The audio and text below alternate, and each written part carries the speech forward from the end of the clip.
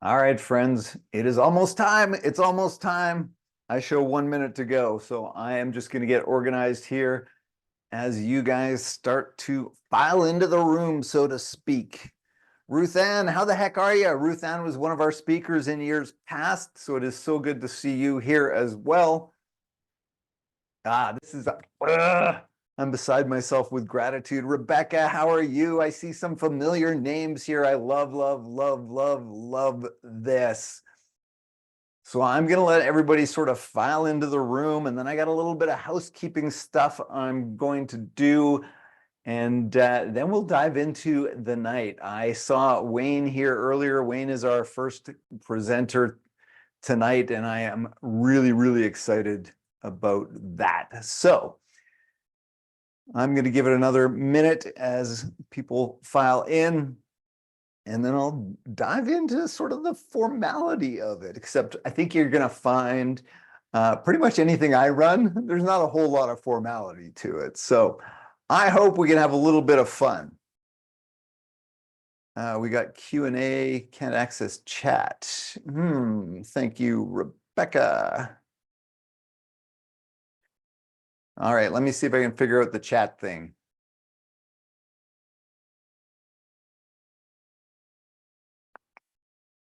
Show chat previews. Well, this is good. We want to get the tech glitches out of the way early. So maybe this will be the only one.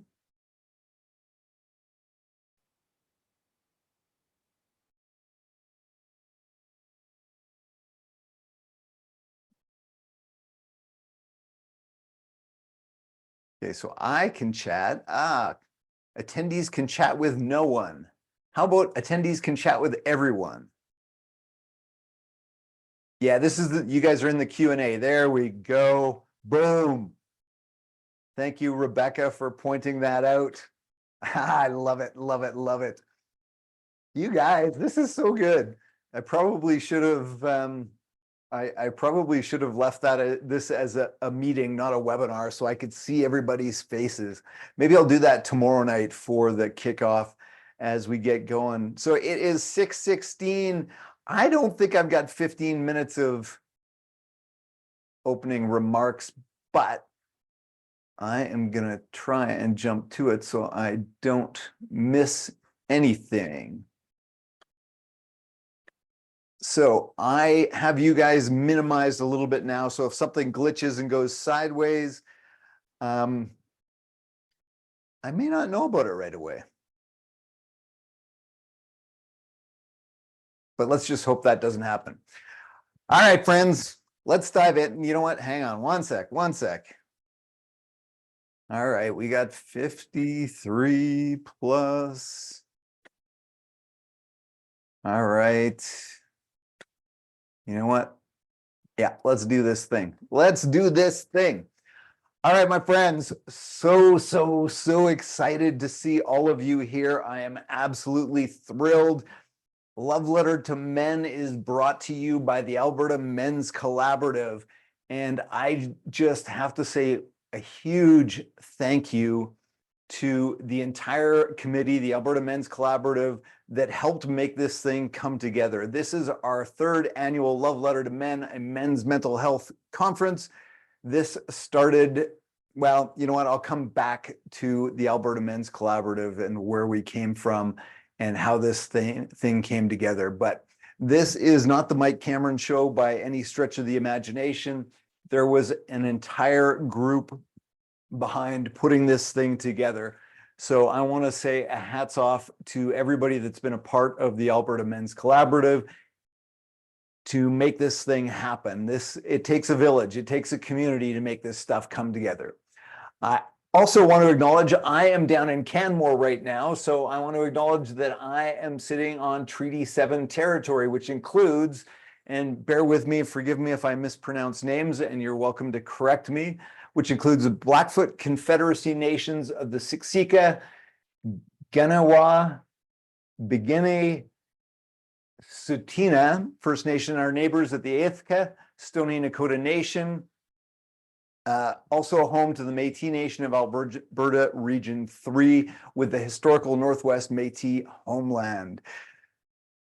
So I want to acknowledge that. I also want to just put a little bit of a heads up that obviously a lot of the things that we're going to talk about in the next couple of evenings can be fairly heavy topics. We've got a lot of our speakers are speaking on lived experience. So if you're not in a particularly good headspace, just be aware that some of the content, some of the material that we're going to talk about, as much fun as I try and have with these conversations, this is a fairly heavy topic. So if you're not in the headspace where you're prepared to hear some of these things, just excuse yourself and find some space for that self-care. Also, if you need access to resources, if you go to lovelettertomen.com/help, that will redirect you to the Canada Mental Health Help Resource Center, which has a number of different phone numbers and resources that you can access. So I want to make sure that, again, that self-care is first and foremost when we talk about mental health, and especially for us guys, we need to be taking care of ourselves and each other. So I wanted to put that out there. So my name is Mike Cameron. If you haven't met me before, if we have not crossed paths, I want to give you a little bit of a background of who I am, where I came from, and why I'm here. So my story, again, is one of those fairly traumatic experiences. How I ended up here. In October of 2015, my girlfriend was murdered by an ex-boyfriend who subsequently took his own life.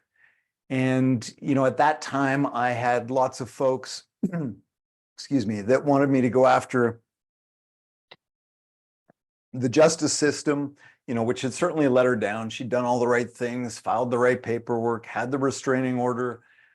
But I thought, asking the question, how do we build a better restraining order, is probably the wrong question. And for me, the question became, how do we prevent men from getting to that point in the first place? The restraining order is like putting a Band-Aid on a ruptured jugular. It just doesn't work. And there are so many men that are suffering in silence. So that really was the beginning of my quest. And what I've learned over the last 8 years is that, almost everything beautiful is on the other side of something shitty. I was going to say, I'm curious to see how long I can make it before I cry. That is going to happen probably a few times over the course of the next 3 nights. One of the other things that I noticed when I had people surround me, hug me, hold me, put their hand on my shoulder, and they'd shake their head and they'd say, something's got to change, man, something's got to change. And, that became my mantra for a while. And I'd get up in the morning, I'd look in that mirror and I'd shake my head and I'd say, something's got to change, man, something's got to change. And it wasn't until I added 3 words to that refrain that things really shifted for me. I got up in the morning, I looked in that mirror and I said, something's got to change, Mike. Maybe it's you. And what I came to realize was that change doesn't happen out there until change starts to happen in here.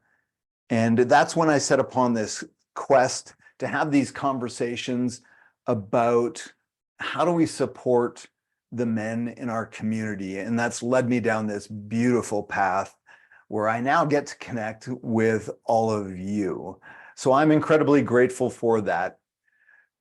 That is what has led me to the Alberta Men's Collaborative. That is a product of, it was, I believe Michael Hoyt from the city of Edmonton said, what, we're getting together a group of individuals that are supporting men in their mental health. Would you like to be part of that group?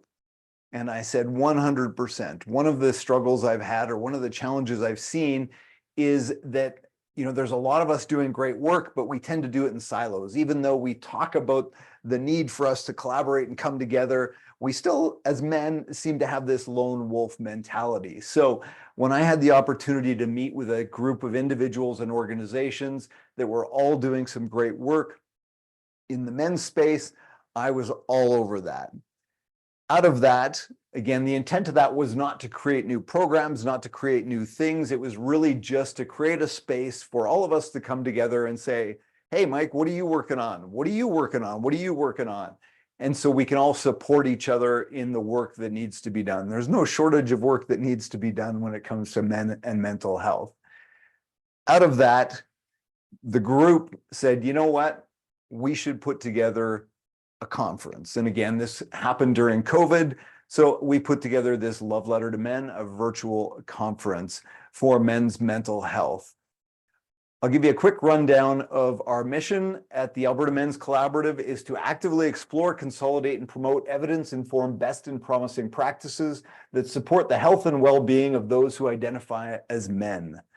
Our vision is a world where those who identify as men feel safe to integrate versions of masculinity that build on the strengths of traditional values while allowing for a full expression of all parts of themselves. If you go on to lovelettertomen.com, you can click on the About, you'll see our values as well, and you can learn a little bit more about the Alberta Men's Collaborative. So once again, tonight, for those of you that weren't in the mix and mingle room, I'm just going to reiterate that each session tonight is a different Zoom webinar. So you'll have to leave this one when I'm done here at 6:30. You'll go over and click on Wayne's webinar and join that one. So unfortunately, the way Zoom does it is we have to set them up as separate webinars. So it's not just one continuous thing, which would have made it a little bit easier. But you know what? Here we are. So a recap of what we're going to have over the course of the next 3 days. Each night we've got 3 sort of TED-style talks. So we've got 3 20-minute presentations. And then each evening will be wrapped up with a 45-minute keynote, and there will be some time for some Q&A as well. So tonight we've got Wayne Lee is going to kick off the conference, From Misery to Magical. We have Seth talking about the Buddy Up for men's suicide prevention. We've got Brian St. Louis talking about Beyond the Mask. And our keynote wrap up is Dr. Jeff St. John. He is going to talk about building tools with men and his journey of creating the Men And Project. You can also check that out at menand.ca. It's a resource for men and all things mental health. So again, there's a lot of really, really fabulous things coming together in this world, and again, we're starting to have the conversation and we're starting to have more of the conversation. So before I let you guys kick out of here and hop over to Wayne's session, just gonna have a quick conversation about the name Love Letter to Men, because I get a little bit of pushback on that every once in a while. It certainly can be challenging for those of us that, are sort of that hyper masculine and maybe resist a little bit of the femininity within us. I understand that the name Love Letter to Men can sometimes be a hurdle to get over, but the reason we chose that as a committee, we chose that as the name for the conference, was exactly for that reason, so that we could kick off that conversation. And I got to tell you, you know what? If the name Love Letter to Men makes you uncomfortable, maybe there's a little bit of self-reflection that needs to be happening there. And again, from a genuine point of curiosity, and I get it. I totally get it. So anyways, I just thought I'd take a moment and talk out. Yeah, Ruth Ann, when our hearts open, our eyes leak. Yes. I did not see that before, and it's probably a good thing because my eyes would have leaked a whole lot more. All right, friends. Blaine, how are you doing, man? I've found vulnerability to be a path to forgiveness and self-love. I believe we need to provide more love letters to men. Yes, 1000%. You know what?